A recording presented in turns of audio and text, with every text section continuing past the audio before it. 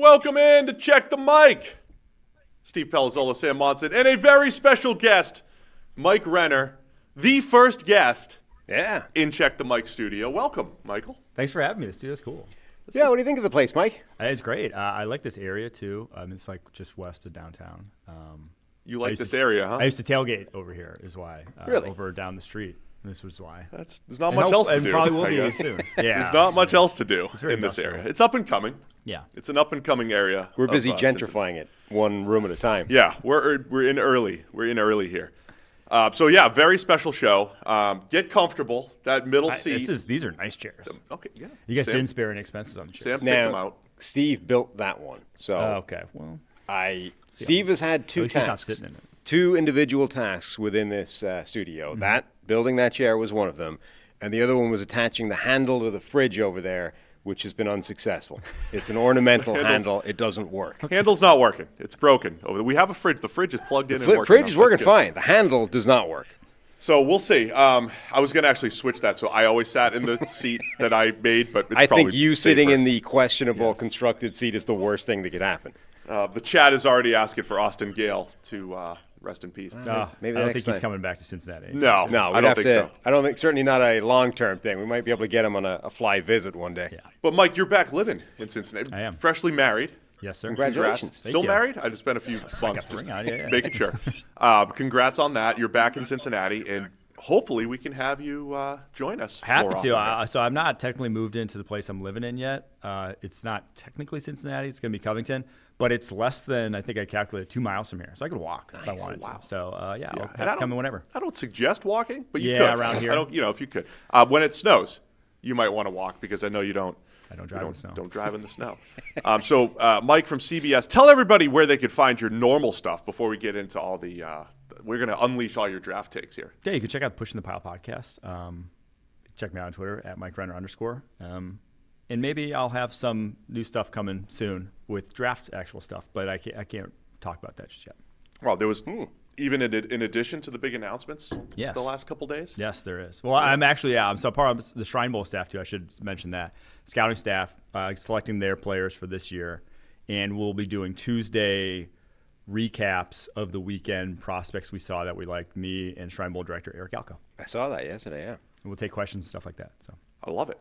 So that's great. So you're dabbling everywhere, including hopefully a consistent guest here on Check the Mic. You'll be our go-to draft expert. So back when we were at PFF, we would do this often before the season, a little draft preview, overall draft preview, high-level draft preview. So let's start with that. I like to get the draft class overview, Mike. Yes. What are we looking at this year with the draft class? The positions that stand out to me the most, two positions, offensive tackle. I think we're going to see somewhere in the neighborhood of it. I think like 5 guys I feel really good about going first round right now. Like, and offensive tackle is one of those positions where it's rare to see a guy who's like hyped up and then all of a sudden it's like, oh no, he goes like 5th round. Usually you can identify the guys early. They only get better throughout their collegiate careers, and then they end up. So I feel good about 5 guys. You could see a couple more even. It's going to be closer to the 2024 class than it was the 2025 class in terms of tackles. And then quarterbacks, I've said that a bunch. I'll say it again. This is the most excited I've been about a quarterback class heading into a season because there's so much talent, one, so few guys that we know for sure will be there at the end of the season, too. 2024 was the best quarterback class in recent memory. One of the best quarterback classes ever in retrospect already. But we knew Drake May, we knew Caleb Williams. End of the day, they were going to be there. You knew Michael Penix, Bo Nix had played a ton of football. And then obviously Jaden Daniels, one of like your late risers. J.J. McCarthy, kind of like the late riser sort of guy. This class has none of those Caleb Williams or Drake Mays. Like there's no one who it's like, yes, he will definitely be there. I mean, Arch Manning's the closest to that. And he hasn't even played. But he's 108 dropbacks in his career. So it could go any which way. And then with the new NIL landscape, a lot of these guys that we're hyping up right now, they could even just be coming back to school, a year from now. So it's definitely a quarterback class that I'm going to be tracking and watching like week in and week out because there's probably 7 guys right now that could go number 1 overall. it's the deepest. Yes. Potentially, right? It truly could. And this happens every year where there's a whole list of guys like if he improves this, if he improves this, if this guy makes a run, there's several that could go in the first round a year after we just had 2. Yeah, but I think even the crazy thing is it's not just like first round. It's like they could go number 1. Like Shedeur Sanders, I just never saw going number 1 overall. He was not that physically gifted to do so. He had big issues to his game. You have guys like Drew Aller, who it's like, man, if Aller keeps progressing, the Penn State quarterback, his tools are such that you'll kind of forgive some stuff. He's rough around the edges still. He could go number 1 overall. Lenore Sellers, similarly for South Carolina. Like he's just so physically gifted that, if he shows any signs of improvement, that he could go number 1 overall. Fernando Mendoza, the Indiana transfer, big arm, big size, he'd go number 1 overall. Nussmeier, Arch Manning, I'll throw even John Mateer in that mix, the Oklahoma transfer, who has probably the best arm talent in the country.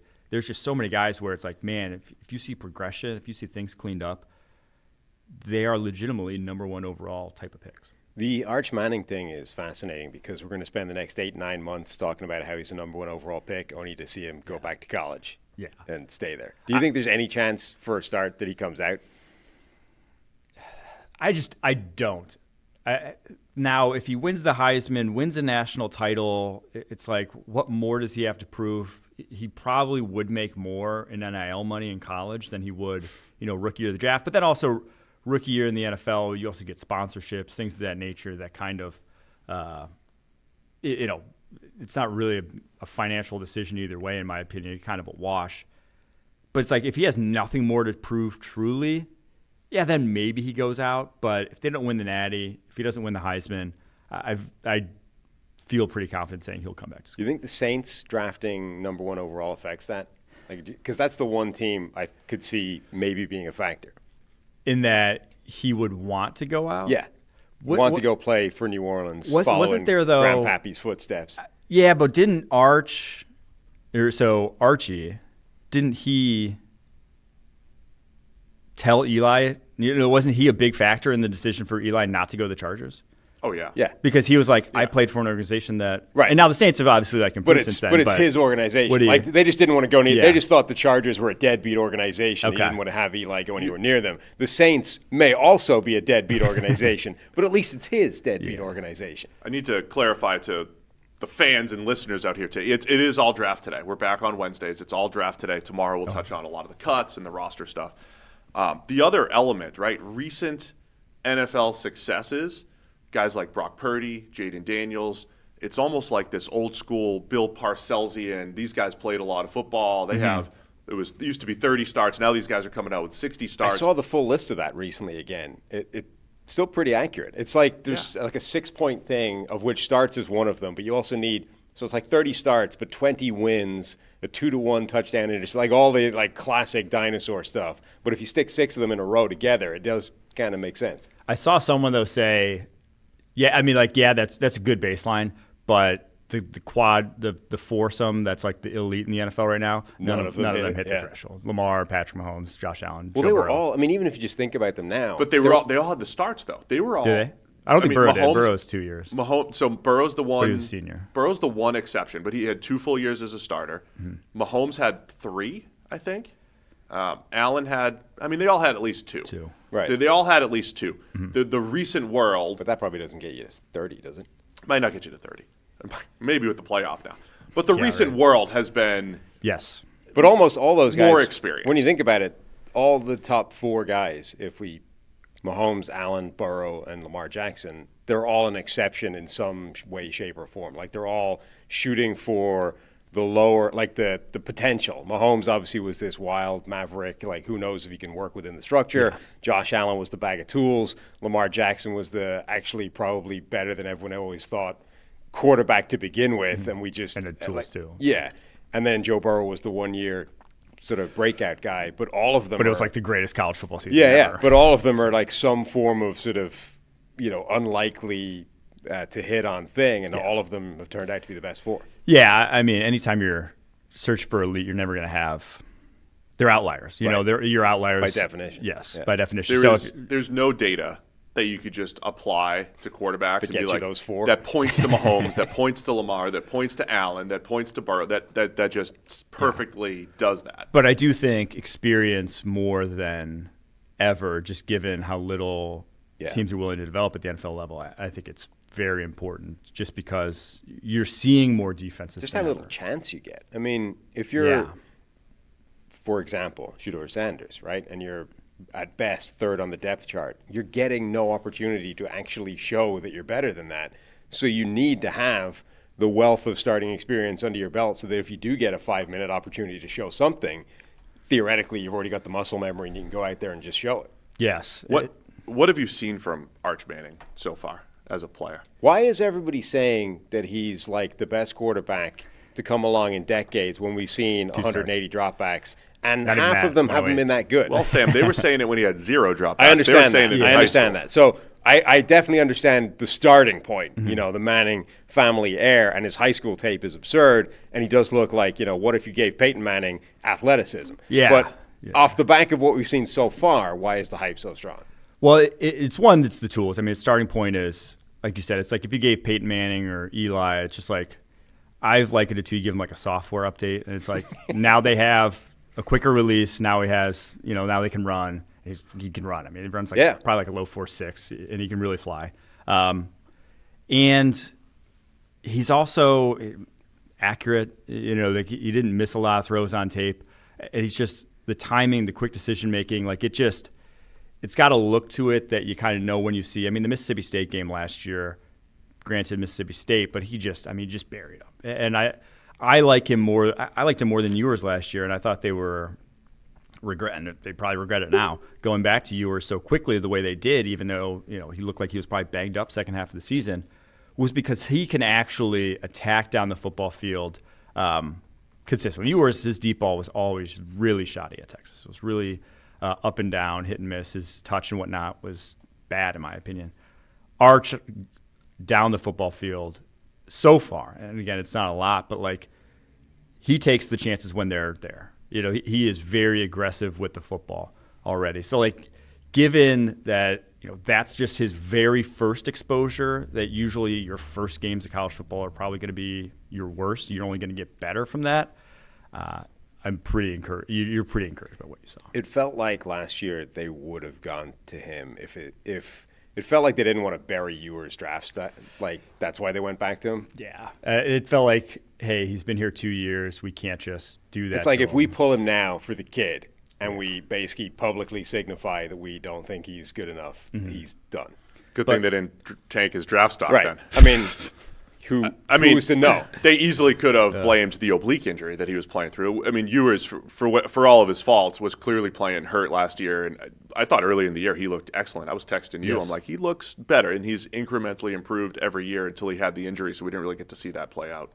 Yeah. But, I mean, he kept getting hurt. He did. The injuries are a thing, though. Yeah. Yes. Who else? So you have Arch Manning. Mm-hmm.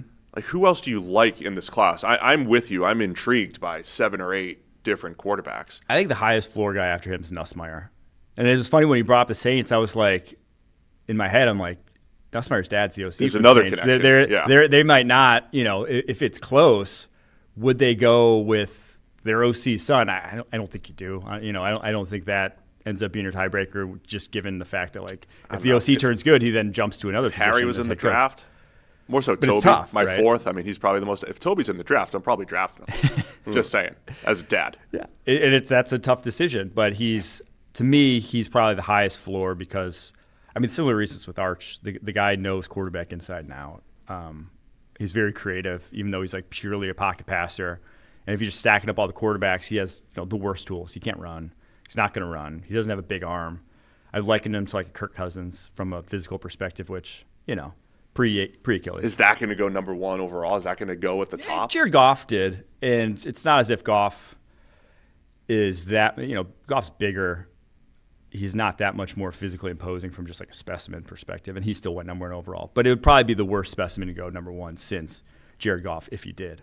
But I think he's still firmly, floor is. I would be very surprised if he doesn't end up a first rounder, just given what we've seen from him so far. I have a couple QB takes I want to run by you. Start with Nussmeier. Okay. Best anticipation I've seen for a college quarterback in years. I don't know since who. Okay. I don't know what the standard is. I just know he's got far more throws where he's throwing it crazy early than I've seen in a long time.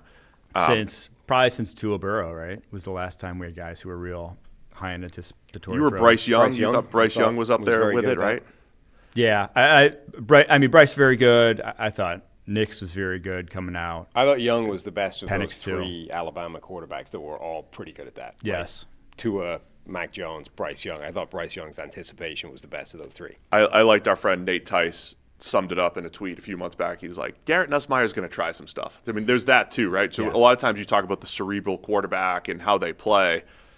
Doesn't mean he takes care of the football. He kind of imploded down the stretch last year. I want to see how he bounces back from that. So Nussmeier's going to be crazy aggressive.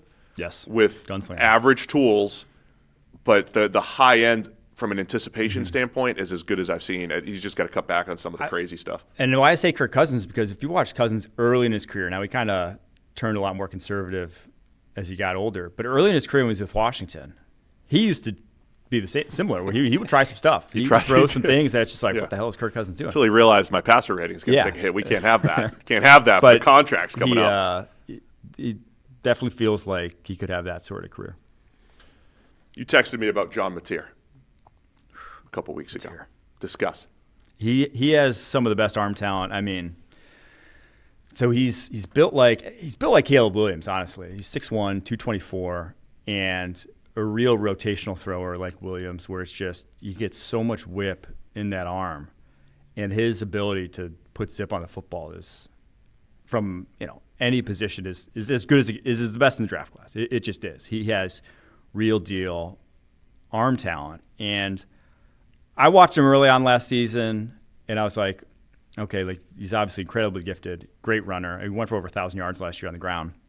Some of that's just the offense. I don't think he's not as good as Sellers. He's not going to be a true elite guy at the next level, but it's definitely going to be part of his game. But then it's just so up and down. His first year starter, sat behind Cam Ward, was just really inaccurate, some bad decisions.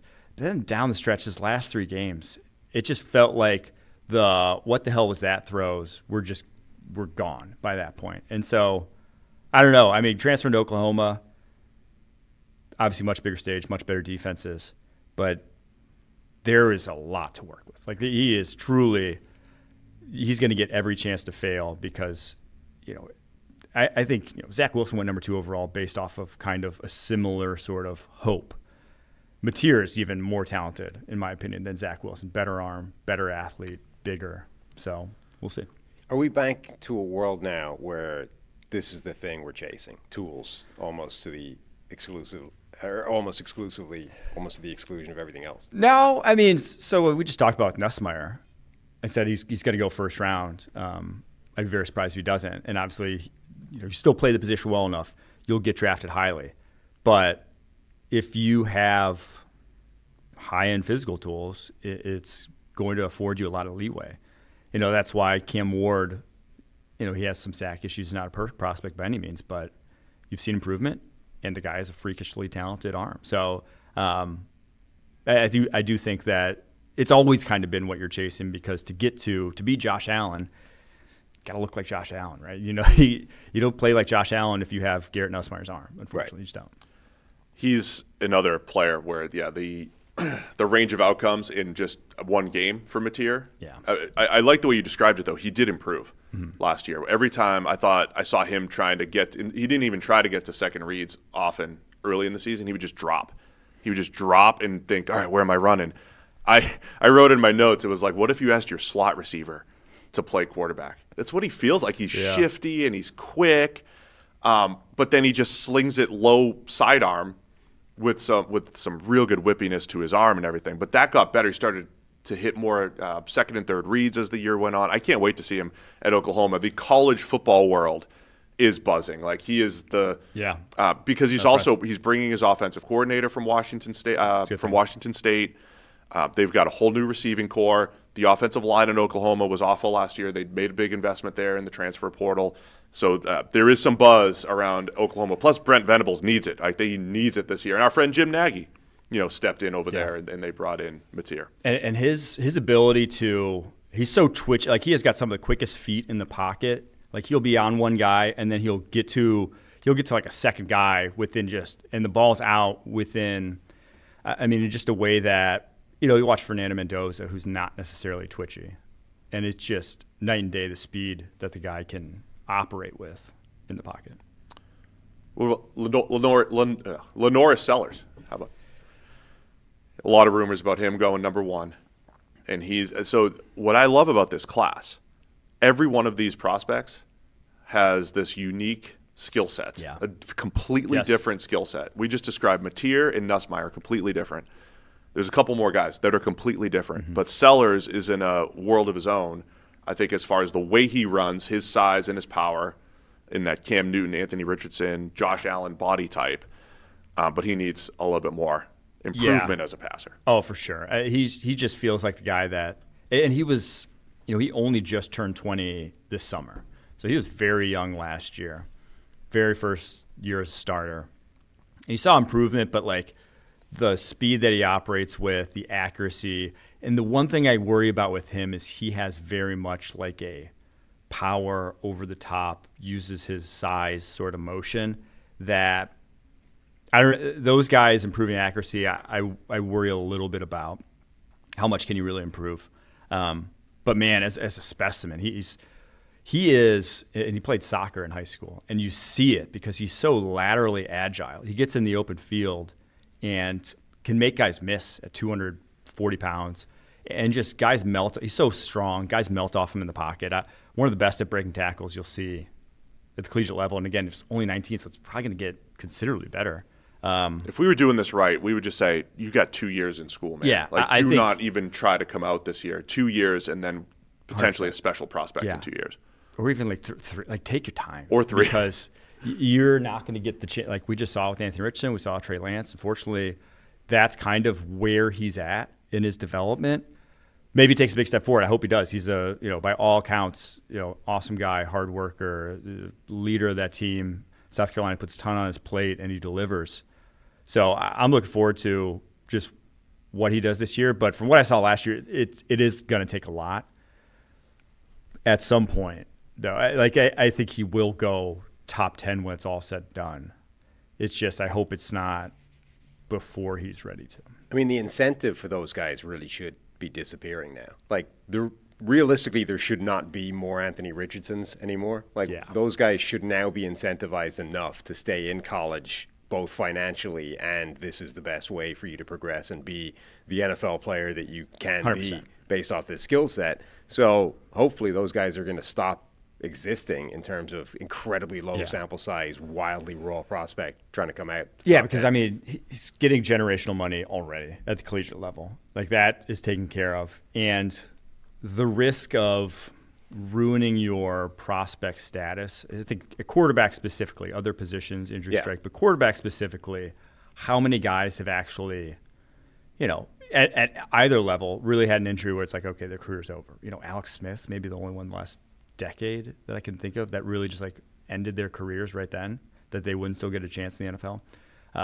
So I just think it's such a rarity that I would probably advise a lot of these guys to stay in college long as possible. It's not like a lot of other positions. There's if you do get an injury, there's a longevity problem. Like with quarterbacks now, it's going the opposite direction. Yes. Like you're not worried about this is a year or two, I'm not going to get back at the end. Like you're not running out of time playing 100%. Quarterback. Yeah. When I was watching Sellers last year, too, I thought his offensive line was as bad as Colorado's. I felt like he was under a similar amount of pressure. So he has a high sack rate. He's also one of the best I've ever seen at breaking tackles and breaking through out of sacks like he did in the Clemson game. He just took over the Clemson game. And I'm interested to see they went to the portal to try to improve their offensive line. They've got some young tackles that they're trying to, hope get better. I want to see if he can get better pass protection and improve timing and accuracy in the pass game. I'll be there live this week watching Lenoris. I'm going to South Carolina, Virginia Tech this weekend in Atlanta. So I'll report back on the live exposure. Tyrion Stewart, newest Virginia Tech running back. They're I don't know if they're there yet with him yet.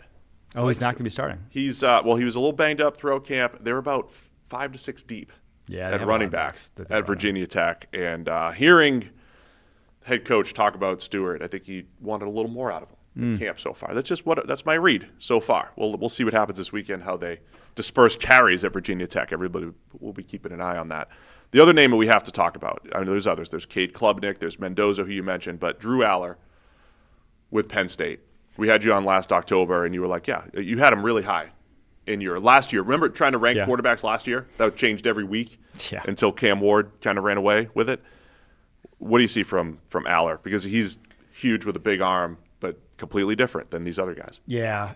He's not a runner, but he has really good feet in the pocket, really evasive, doesn't take a lot of sacks, avoid that really well.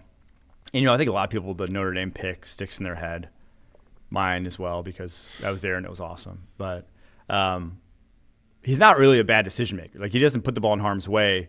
He almost turns down too much last year until third and fourth downs. Like, he made so many good third and fourth down conversions, made plays on those downs. That's what gets you excited. I'm really interested to see, because his receiving core was not good last year. They did not get open. That was the problem in the Notre Dame game, why he stunk so bad in that game, and he did. But it's just like you watch, they're playing man coverage the whole game and no one's getting open. It's like, how do you throw to guys who aren't open against man coverage consistently?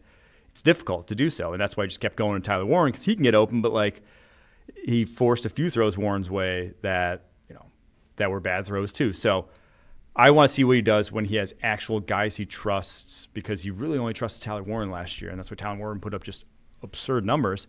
He'll have more guys this year. He'll spread it around more. The one thing that just has to change, though, is the dud throws. Just too many still. It's been the course of his career, the accuracy issues, the wobbly balls on his tape. But he changed his throwing mechanics from a baseball long stride to more the modern rotational throw last year of high school, like end of his high school career. We saw Josh Allen do that from Wyoming to the NFL. It took till year 3 until he really felt comfortable in the NFL, and you saw the accuracy blossom. I don't know. We'll see if that happens with Aller, if there's like a next step in his accuracy to be had. But there's just so many throws on his tape, especially when he's kind of on the move, where he kind of reverts going high over the top, that he just loses the football. I was on a panel at Circa Sports the other day. Yes, you were. With nice. You guys were in Vegas expert just panel. yesterday? Yeah, an expert panel. We took the red eye home a couple days ago. Oh. With, amongst other people, Drew Disney, the whale capper guy from Twitter.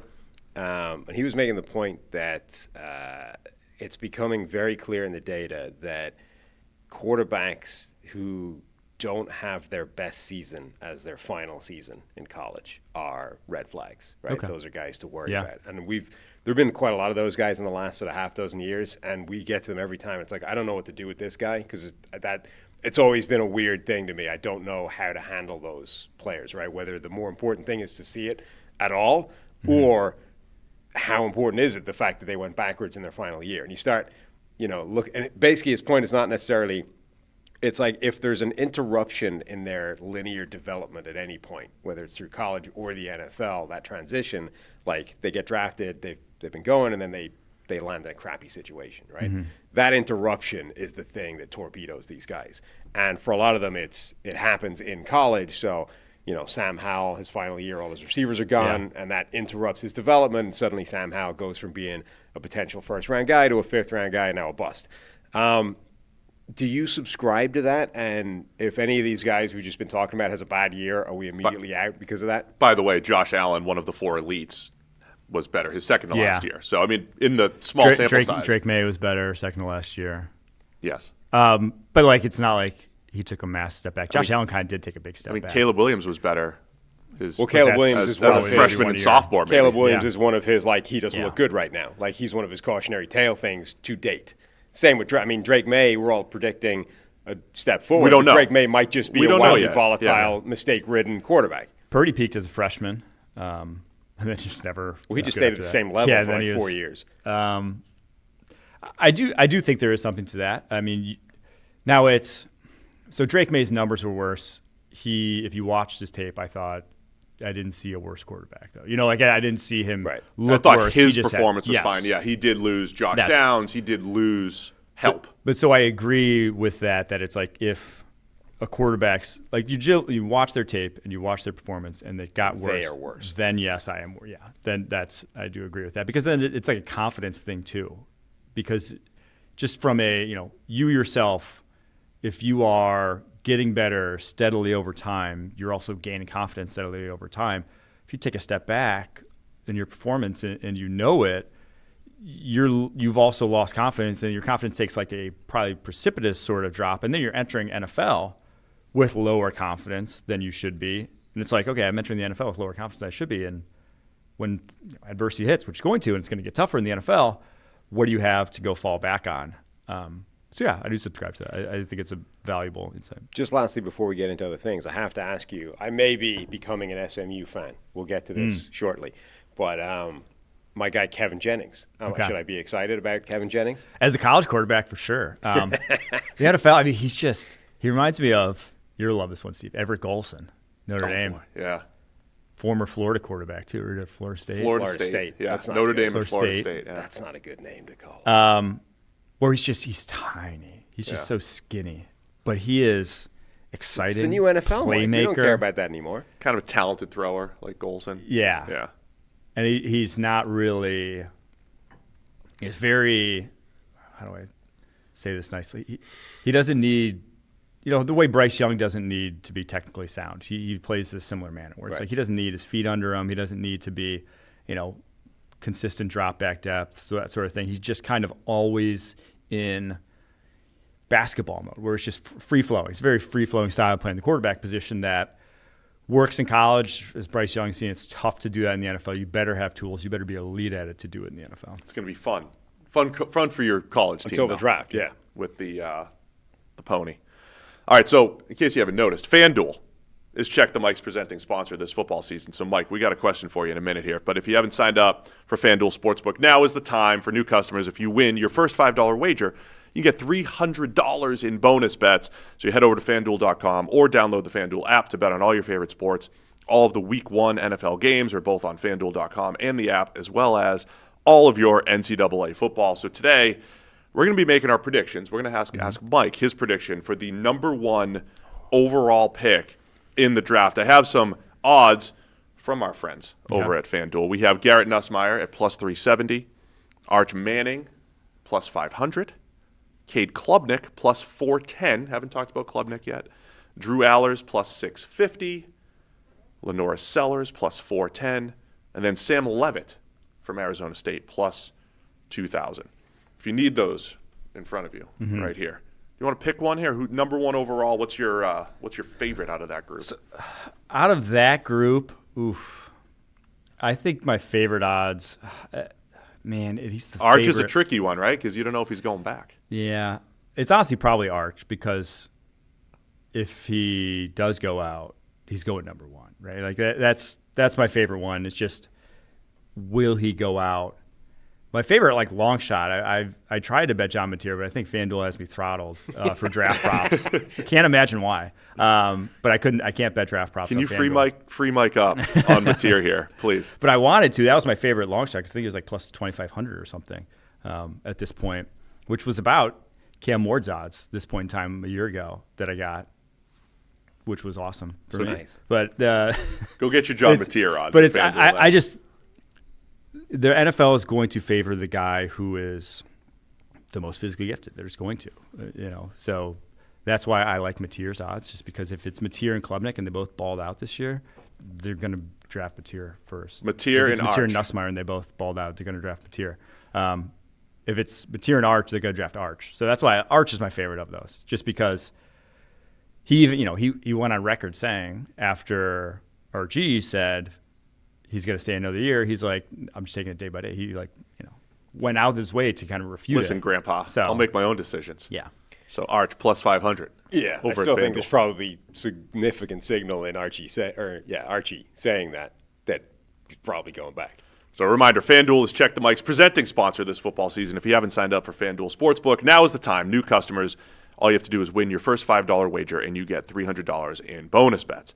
And then a quick break to talk about our friends over at Root Insurance. Root Insurance believes that good drivers deserve better rates, so they've created a new kind of car insurance that rewards good drivers in an easy-to-use app. Traditional car insurance companies focus on demographics like age, zip code, occupation, and credit score to price their coverage.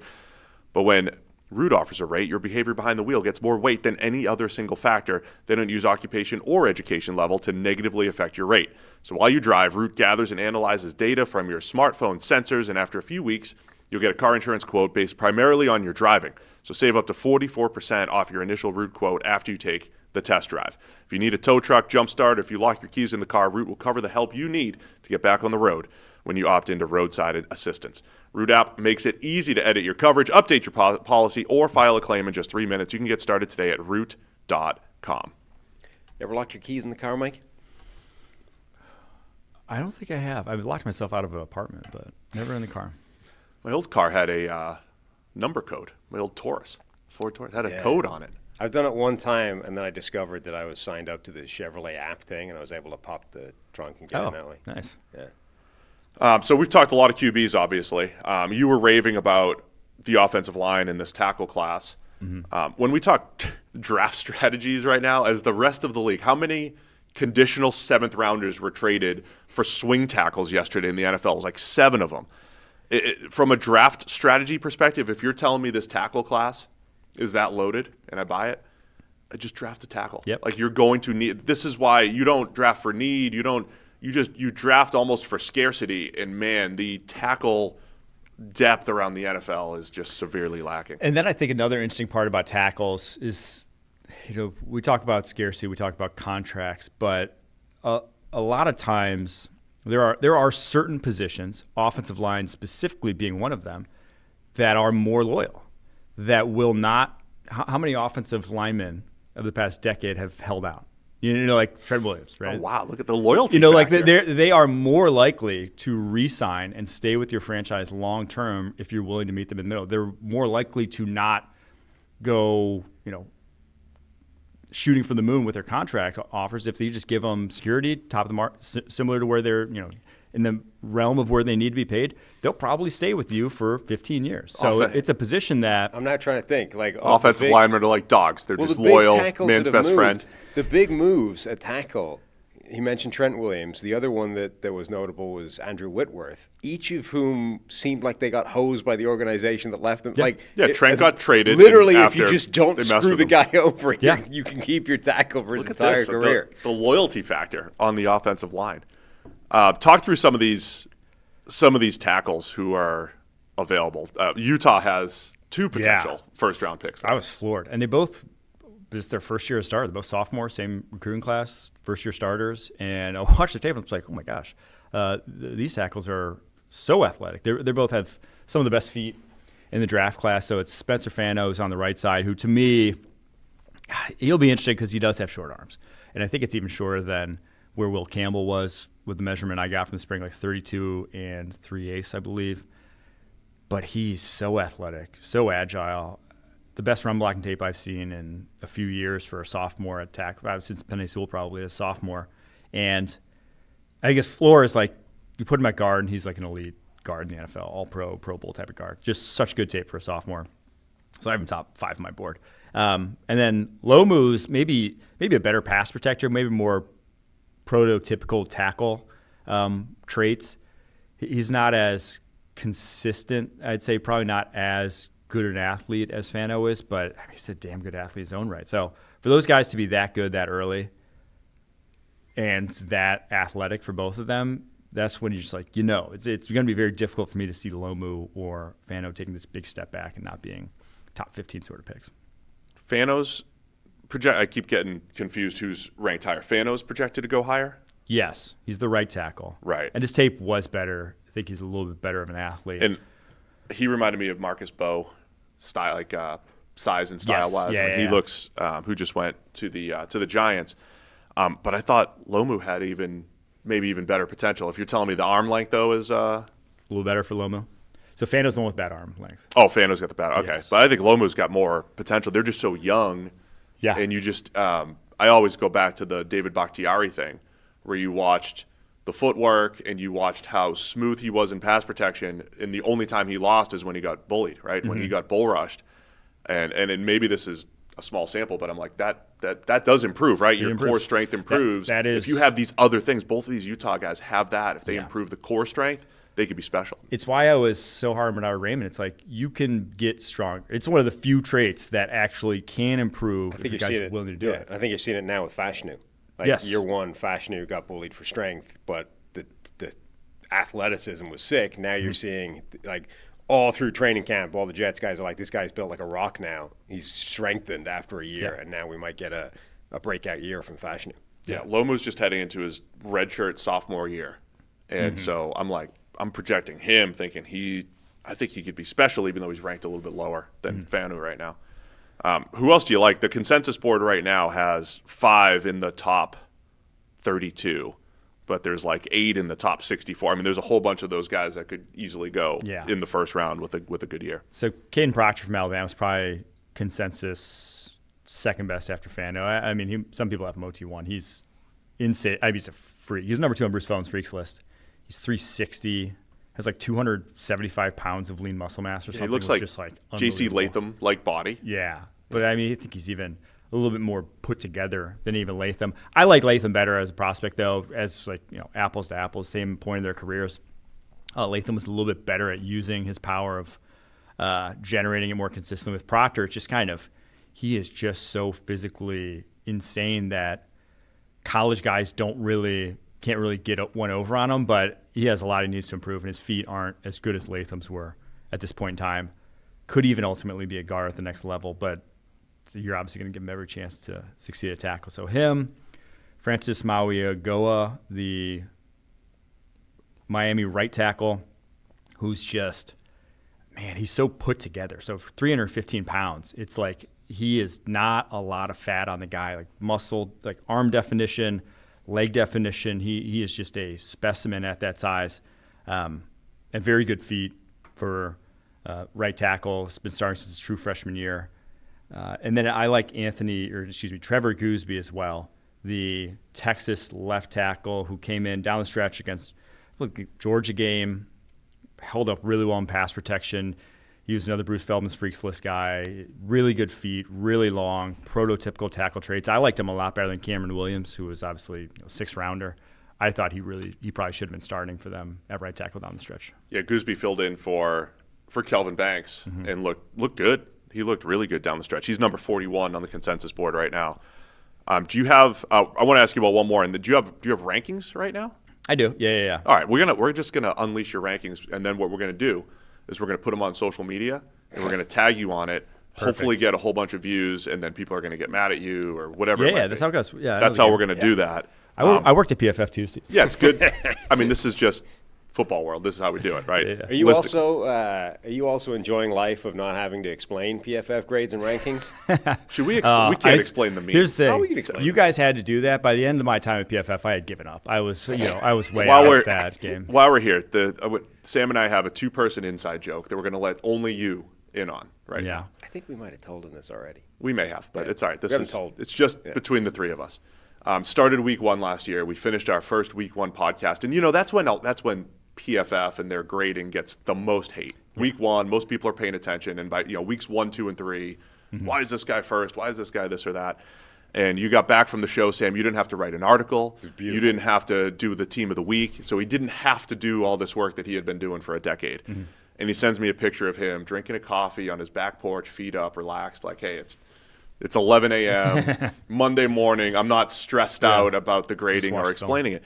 And so this became every single time we saw something on social media that was like, why did Lane Johnson not get a sack here? Why did this thing go? Why is this grade like this?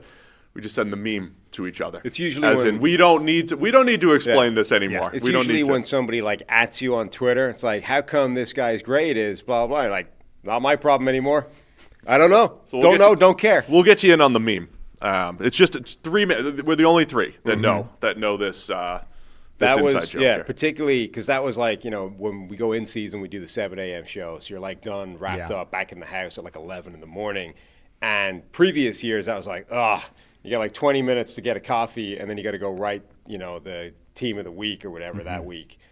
And this was the first time I was like, my day's done. I got nothing to do until tomorrow. Monday is done already. It has been very nice because I feel like, as bad as it sounds, when I was at PFF, I watched less football. Like you're at the football company, you just weren't freed up to actually watch the game of football the way. Yeah, especially depending on where we were in our professional part of our career. I want to ask you about one more tackle, and then we'll get some inflammatory rankings from you. Isaiah World from Oregon. Ooh, okay. He was at Nevada. Good name. He was one of the top prospects in the transfer portal. Oregon went and got him. He's currently number 26 on the consensus board.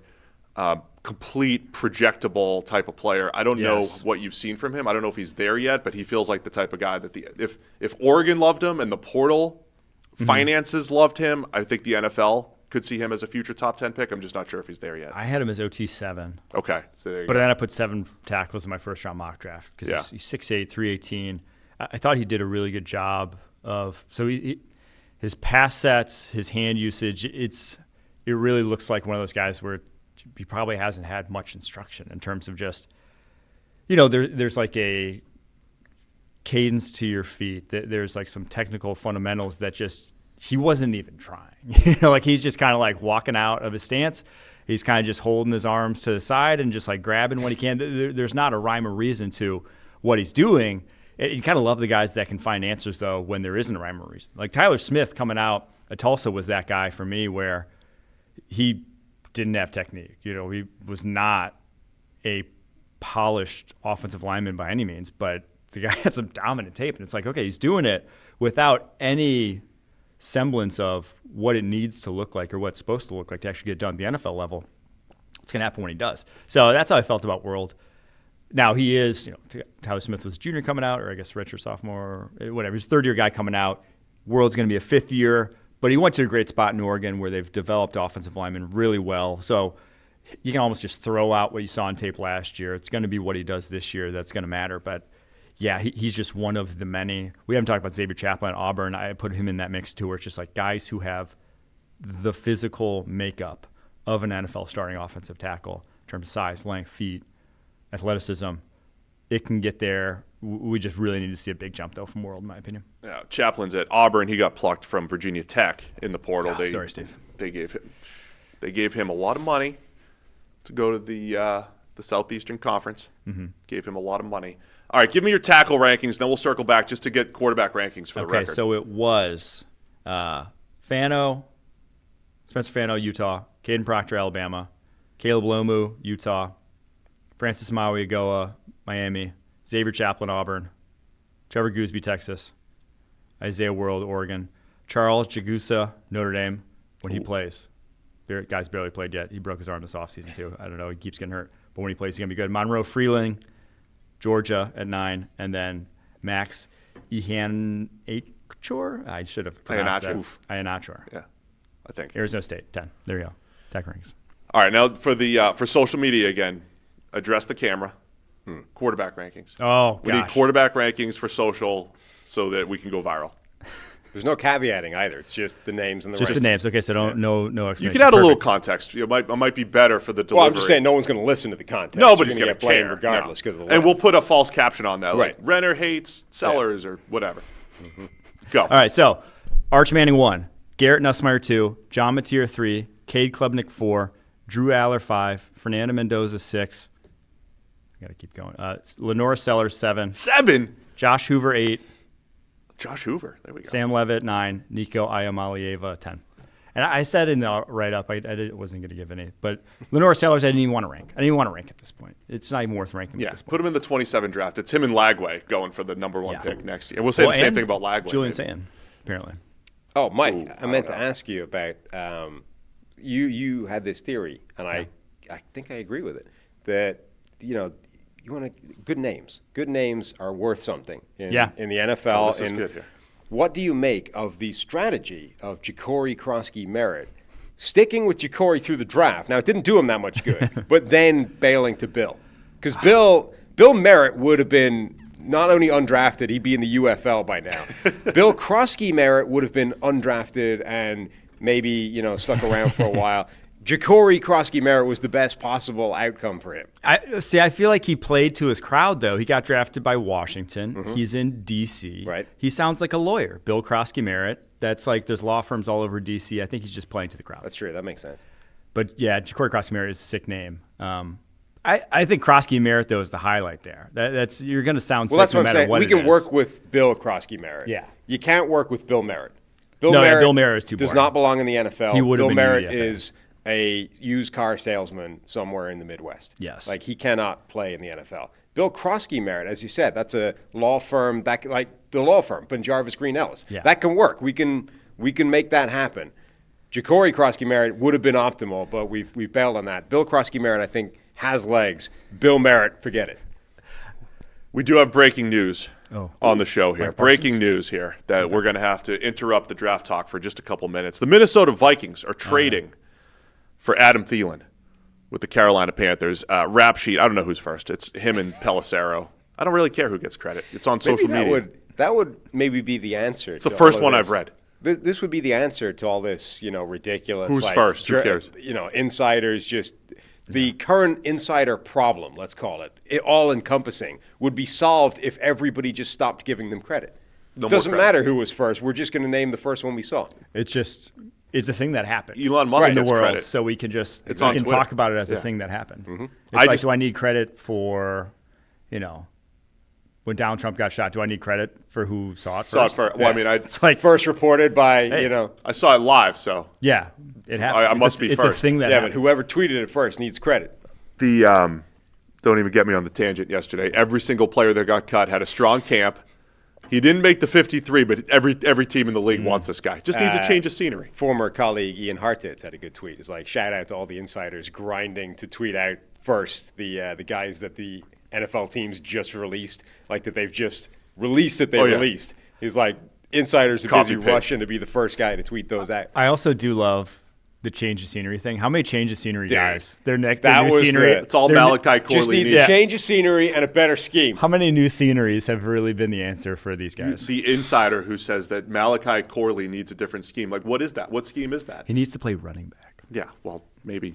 Ty He also Montgomery. needs to He was stop. Debo Like, Samuel. I mean, reports have suggested that he's a significant part of the problem in why. Like, remember, this is the guy that got one chance and dropped the ball before he ran into the end zone. Like, that in its own kind of encompasses Lots of his stories career. to discuss there. the video of Joe Douglas spent all of day Right. 2 trying to trade up for him, and the caveats with the trade ups. It's interesting football stuff. The terms per Twitter: Carolina gets a 2026 fifth and a 2027 fourth, so a fifth and a fourth. Damn. Minnesota gets Thielen, but also a conditional 2026 seventh and a 2027 fifth. So it's a pick swap in 27, a 4 for a 5, and then a fifth this year for Carolina with this conditional. We need to seventh. start reporting these with it's been through the computer that tells you what the net is. Like Yeah. the yeah. trade Like, just chart. text I Eric just now. need Let's ask Eric. Right. I Yeah. just Eric, need, what's your trade What does chart? this net out as? Give me Hold the on. pick. Just that call it him. We'll get him equates. on. That's will. true. Eric, can we? Hold the phone up to the mic. I know you're watching live. Can you ready? Can you give us the results of the numbers for the Thielen trade, comma? We are live on air, and we would just like to report some actual facts on how you feel about this trade. What does the model say? There we go. Text has been sent. I'm Great. sure he's going to respond. It's a win because we're plus 0.1 wins here. it's a win because Jalen Coker's now. So two things interesting about the trade before we go back to the draft. But Thielen, who I think is still pretty good, but he's old. He missed time last year, injury prone. But to fill in for Jordan Addison, opposite Justin Jefferson, and then when Addison's back, that trio of receivers plus T.J. Hawkinson, that is a nice group on paper for J.J. McCarthy. While the Panthers, their top 3 receivers are all first or second year players now. Any thoughts? I'm excited for the Panthers in this one. I Thielen, he's at least reliable, knows the offense. You're going to be okay there without Addison. But for the Panthers now, it's like, hey, Bryce Young's entire rookie contract, he's going to have the same trio of wide receivers now for the next 3 years. So that's excited to see what that grows into. And maybe more. Like they kept Horn, right? Jimmy Horn Jr. Mm-hmm. He's stuck on the roster. Well, they released Hunter Renfrow, so they've cleared the way of the old white guys to let young guys. Oh, way of the world today, right? My report's back. We cannot get into specifics, but I think both teams feel good about the trade. Is what I've gathered. Both teams feeling good about the deal that they've made. Nice is what I have here. So that was breaking news we had to respond to. Again, tomorrow, at the end of the show, maybe we'll touch on some of yesterday's NFL stuff as much as possible. We did your QB rankings, did your tackle rankings. Defensive line this year? last year was loaded. Edge rushers, defensive tackles. What are we looking on the D line here this year? I think the interesting storyline in the D line is that the defensive ends are all huge. Like, it's a jumbo defensive end class. Whether it's Keldrick Falk's my number one edge. He's 290 pounds this year for Auburn. TJ Parker's a lot of people's number one edge from Clemson. He's 265, probably has the body to get into the 270s. Ruben Bain from Miami's up there. He's like 275. LT Overton's like an edge inside hybrid guy at like 280.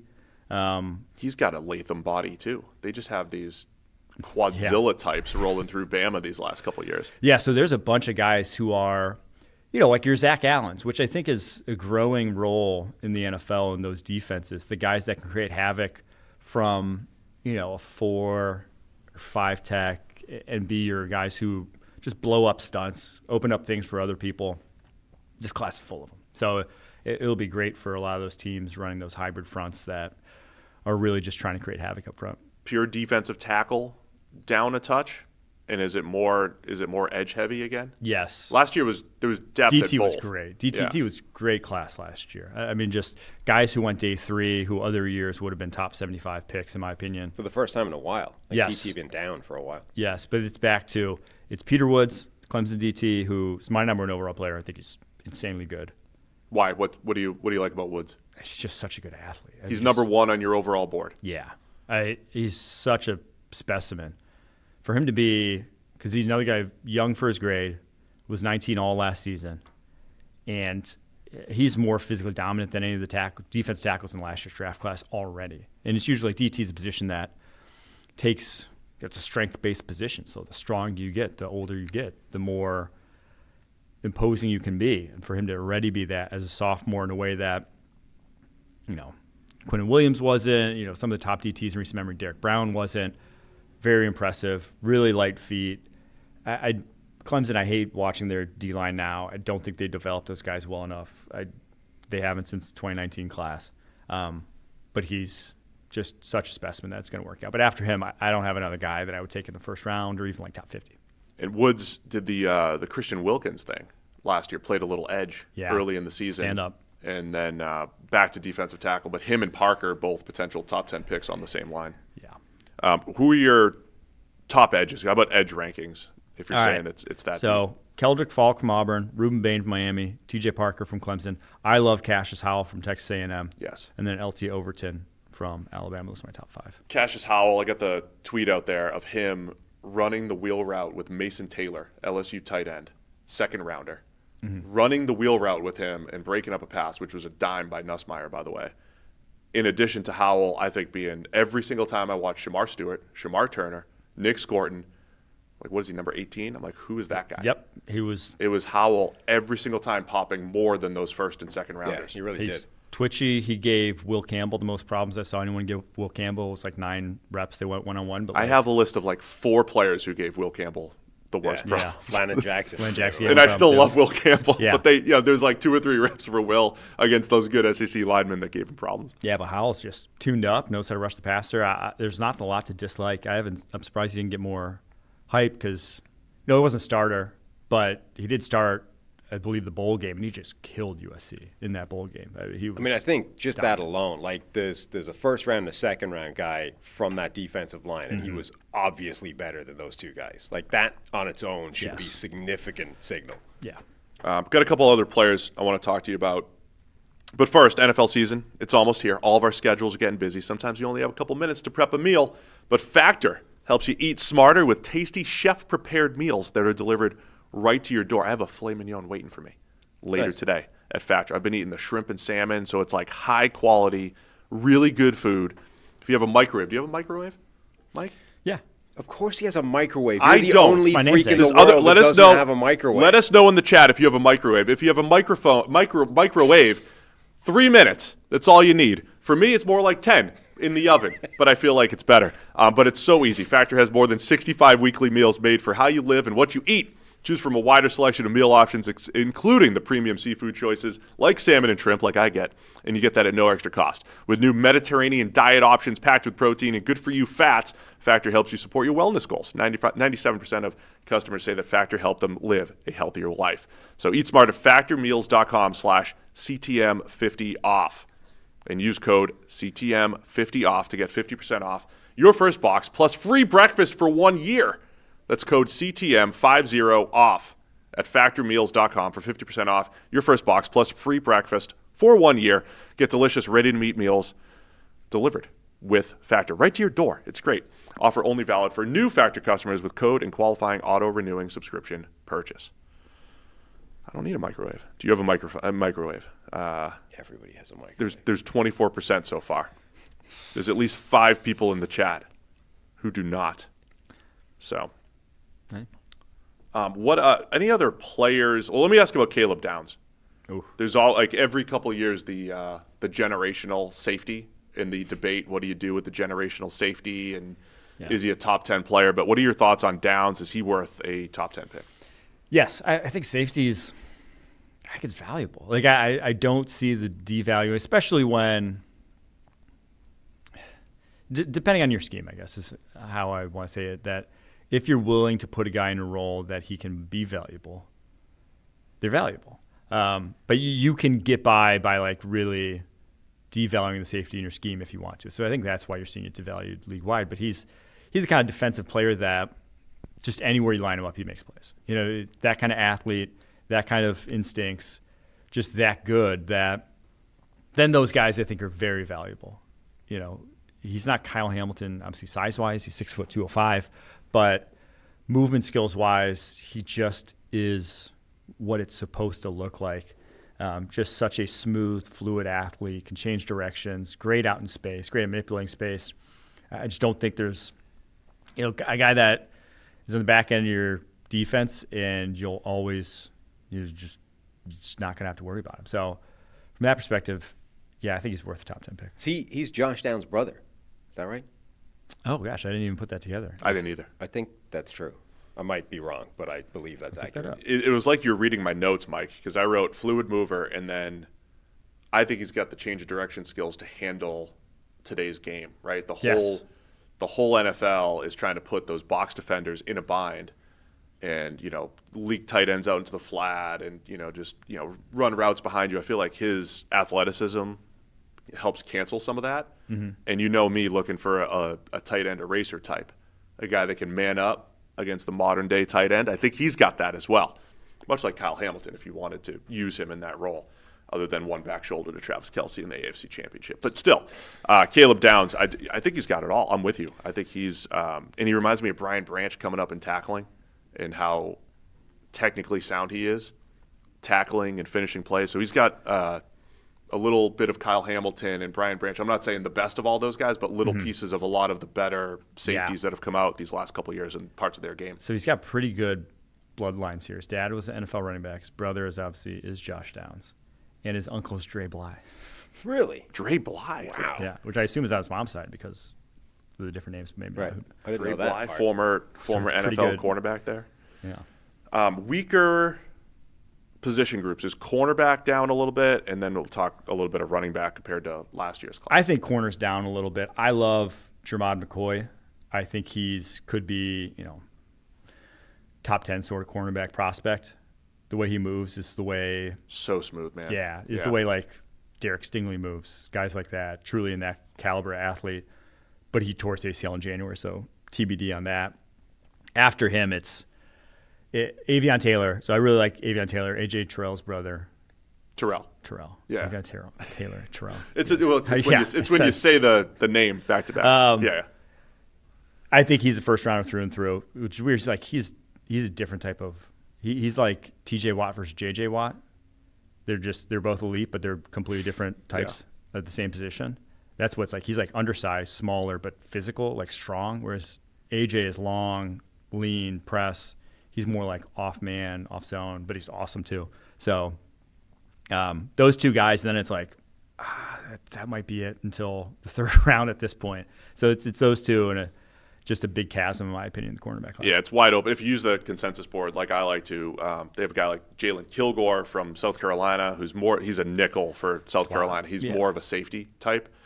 Again, Virginia Tech just called him one of the best safeties they've seen on film, but he plays nickel for them. He's not your true outside corner. I did text you about D'Angelo Pons, though, as a watch list player for people. We just went through his tape on the Shrine Bowl checklist we did yesterday. Oh, yeah? The scouting staff meeting. Everyone in agreement, guy's a player. How big is he? He's listed at 5'9". Listed at 5'9". But he presents probably about 5'9". I don't think they gave him a few inches to get him to 5'9". I think he probably will be 5'9". But he's he knows how to play cornerback. He did it. James Madison as a freshman, did it in Indiana last year, did it against the best competition he faced, did not get the best of him. Yes. Jeremiah Smith reps, man. Yeah. He's in there again. So, 5'9" corner gave Jeremiah Smith problems? Is that a concern for Jeremiah? Pons had at least one pass breakup. Kid. Yeah. He had at least one pass breakup and then another one where he was like in his hip. And wow. So we all basically said he can play. He'll be off some teams' boards, but he can play. Yeah.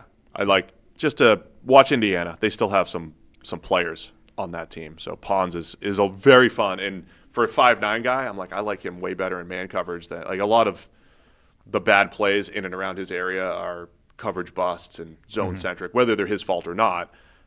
When he's pure man coverage, even against some of the best, he's been fun to watch. How about running back, which was so deep last year? I love the Notre Dame sweatshirt here. Go Irish. So Jeremiah Love is the clear consensus top running back. Like, what else are we looking at this class for this class, though? Yeah, I think it's not last year's class with the depth, but there's some other good players. Nick Singleton's pretty much consensus RB2 as well. I like him. I don't think he's like special athlete, super explosive. I think you go back and watch the sophomore tape when they asked him to be more of like a traditional NFL running back. Like this past year, Andy Kolnecki's offense, they got him out on the edge a lot, where it's just like he's a 4.3 guy at 220. He can flat out fly. That's where he's at his best. When he has to really, be creative between the tackles, bounce between, one point of attack to another when that's closing, that's where I saw him struggle. He's not a make-you-miss guy, but just such a specimen that he'll probably still go high. After that, I didn't like a lot of running backs, honestly. There's not a lot of guys where I watched their tape and I was like, starter in the league. Yeah. The one guy that I love, at least I think the role he'll play, he'll be exceptional at, is Damon Claiborne from Wake Forest. Now, the role he's going to play is he's 195 pounds. Yeah, I think maybe listed at 200 pounds this year, and not like a power back. He's going to be your running back by committee, space, speed sort of back, but he's so good at that. He has such good feet and such good stop-start ability that he can win in that role. And it's becoming more prevalent. When you run against light boxes, those guys have more opportunities than they did, say, 15 years ago to be successful. So you're getting lighter guys at the position being more productive. But he's like the only one where I was like, that guy I know for sure. So it's not a great class. Claiborne's a little jitterbug type, and in portal circles, a lot of teams were hoping or anticipating that he was going to hit the market. Never did last year. Could have had a Kenny Walker glow up. Who's that? Kenny Walker went from Wake Forest to, am I saying wrong name again? Kenneth Walker? Ken Walker? Yeah. I'm like, Kenny. He went from Wake Forest to Michigan State and blew up. He tore it up. He had fewer yards in 2 years at Wake Forest than Damon Claiborne had last year at Wake Forest. Michigan State's dead to us. Hard to dead to us. It's true. We're out. They turned me down. Yeah, a little bit. So running back's not nearly as deep. A couple NFL items before we let you go. Saints have chosen Spencer Rattler as the starting quarterback over Tyler Shuck. Did that surprise you? And where do you stand on the Rattler-Shuck debate here? Go with the youth, man. You're not winning. Go with the younger guy. Rattler? Yeah. So you went with the younger guy who's also more experienced. Yeah. I had a higher grade on Rattler coming out than Shuck.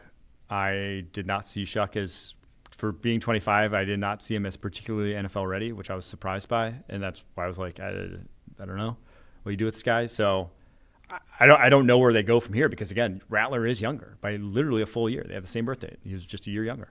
And so if he's already beating him out and he's younger, and that's maybe not apples to apples. Obviously, this is the shortest offseason of your life, Tyler Shuck, but it's like they're both learning a new offense. It's not as if Rattler is the incumbent in the same offense. It's a new offense that, he had 3 more months to learn, but he's still new in it and looked better. So it's not like Rattler has poor physical tools to develop. So the Shuck pick always felt like it was rushed because you're in next year's quarterback class. You were always in next year's quarterback class if you're the Saints. It does kind of feel like it doesn't matter. I mean, number one, they're probably drafting one at the top of next year's draft. Number two, either one of those guys is going to last a month before they bench him for the next guy. So literally the only signal here is clearly Tyler Shuck was not ready to go right away. And so I think they gave him every opportunity to win the job. He didn't, and so they've gone with Rattler. But ultimately, Tyler Shuck is playing football before November. Yeah, when Davis Mills got picked, I was like, they just lit that pick on fire. That's how I felt about Shuck. I'm like, you said that out loud. You just lit that pick on fire. Which is wrong because they got a backup for the next few years. No, it was right. I saw that. So that debate showed up on Twitter. They could have an offensive lineman right now. Let's go look up the offensive lineman drafted next. Is a third-round pick, if you get 4 years of backup quarterback play for a third-rounder, is that a worthwhile selection? I think it is. I mean, it depends on the backup. Mills wasn't good, though. It depends what the backup is. He's become a reasonable backup, though. He has. He's been better than we all thought he would be.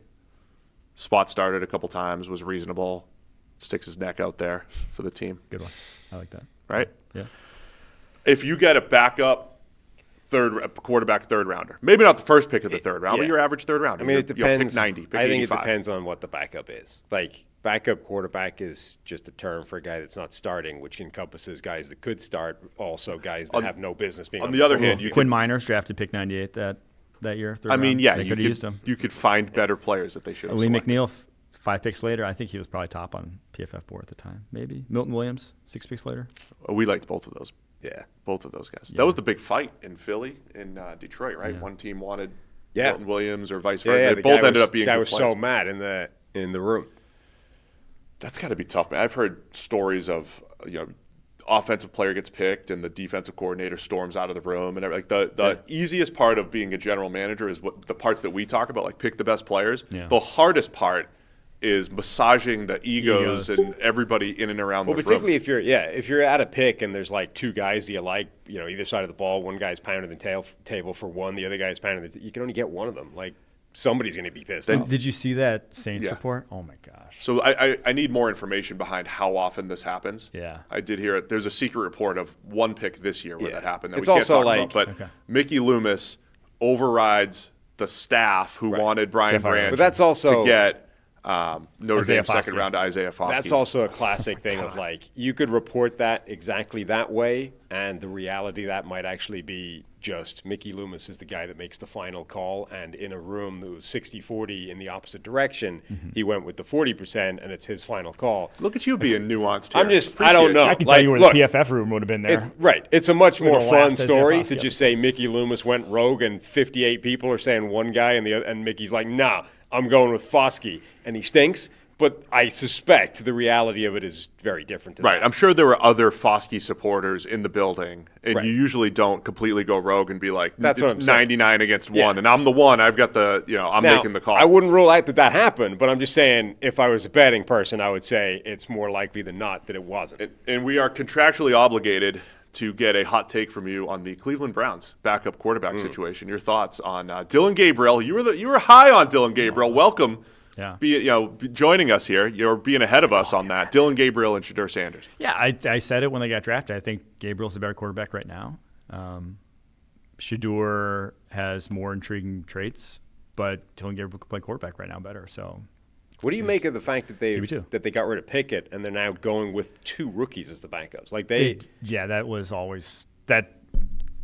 Pickett, there's a reason why a first-round pick gets given up on for a day 3 pick, right? 2 years into his career. You see him every day in practice, and you're not even willing to, if you're the Pittsburgh Steelers, give him a chance. That, to me, was the biggest red flag, 1. Eagles giving up on him. Now they have Tanner McKee. Easy to see why they gave up on him when he wasn't going to beat him out. But, Eagles give up on him. I just can't believe who just gave up a 5th rounder for him again. What are we doing? Yeah. What are we doing? Who cares? It's the ship sailed, but I can't believe he keeps getting moved for picks. Do you want to take? But he was always the odd man out in that room. If he wasn't going to win the job, he was always the odd man out. I had someone questioning your integrity About a couple years ago with your people Tanner. thought you were Tanner on the McKee? take because with you your thought Tanner was McKee good. ranking. I had Sure. what did they say? They thought that you were like, there's no possible way that you could believe in the Tanner McKee hype as much as you did. So the only logical explanation Tanner is McKee's paying me? Yeah, you were getting paid by the agent. Tanner McKee, a devout Mormon, was paying me. people in the league Well, were his agent, questioning your integrity. Yeah, so people and he here does you that are after 2 elite preseasons from Tanner McKee. If you want to And a game. defend yourself. He's going to be a starter somewhere next year. The Eagles are going to trade him because they're getting like a day 2 pick from him. He's been that good he's been that good in the preseason. It just right now, I just want to talk He was you that up for good a in the minute. start last year. In true scouting form, you've never had any misses, but in the last couple of years, Tanner McKee, Croskey-Merritt mentioned first. The name was first mentioned on this show last October. I was asking for names last October. You were like, look at this kid from Arizona. He's out for the season or whatever, but just watch Bill, Croskey-Merritt. Bill Merritt. And Dominic Pooney. You said, this dude's a first-round guard. Yeah. Looks like a star, future star, immediately as a rookie for the Niners. So you don't have any misses in there, but those are some nice Nix. hits. Some good hits. You were all in on Bo Nix. People laughed. Dylan Gabriel, people laughed at. I think he looks solid at least. We don't laugh at you. I don't. I come by this honestly. I'm trying to do my best. I don't do hot takes for the sake of hot takes. My rankings will not look like other people's because I don't have the same scouting method as other people. But I don't know. I'm just trying to get better. All right, we got to get you out of here. You got to do your show. But Notre Dame outlook this year, how are we going to do? Natty or bust. Natty or bust for Notre Dame. And then who should Sam root for this year? We had a choice. Sam College? needs a team to root for.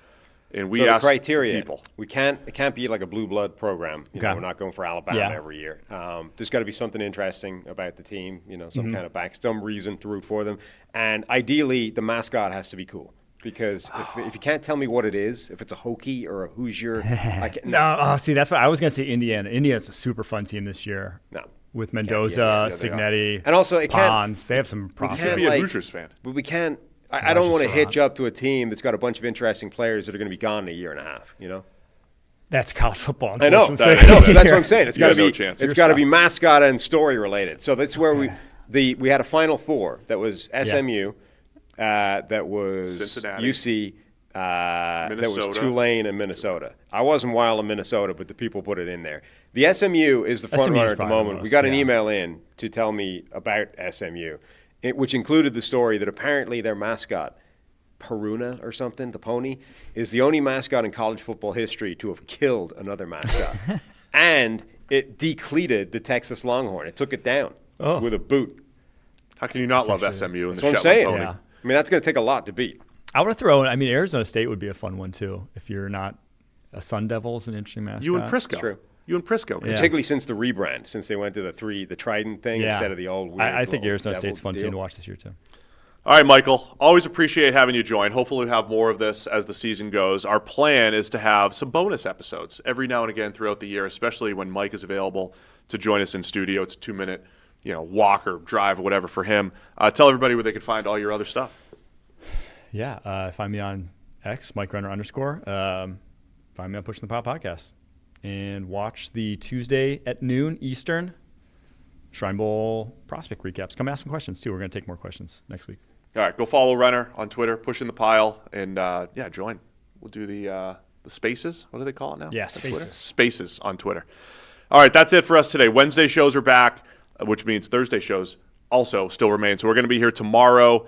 I don't know what we're doing exactly, but we're doing all sorts of stuff, getting ready for the season, some NFL news still to recap. So thanks to everybody for tuning in. We'll see you again tomorrow, 9 a.m. with more Check the Mic.